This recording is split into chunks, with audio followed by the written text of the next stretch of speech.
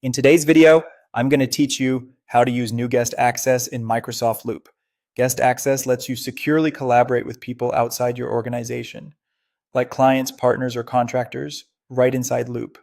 I'll walk you through inviting a guest to a specific page, choosing the right permissions, and understanding what guests can and can't do so your content stays safe.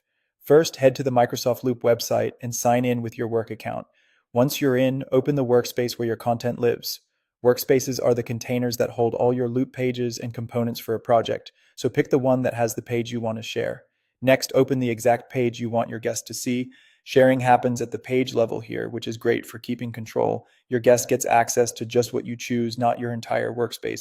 Now look for the share button, usually at the top right of the page, and click it. This opens the sharing panel where you'll send the invite and set permissions. In the invite field, type the email address of the external person you want to collaborate with. Make sure you enter the correct address and then choose invite.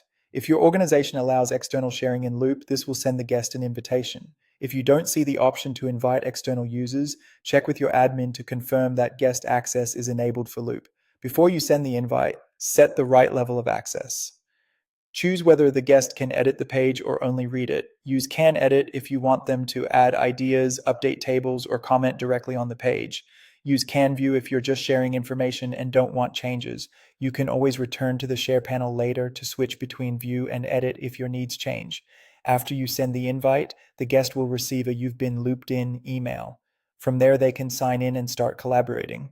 Depending on your organization settings, they may sign in with a Microsoft account or verify their identity using a one-time passcode. Once inside, they'll see exactly what you shared with the permissions you chose. One important limitation to know: guests cannot invite other guests to a workspace. Only full members of your organization can add additional people. That safeguard keeps your project access tightly controlled.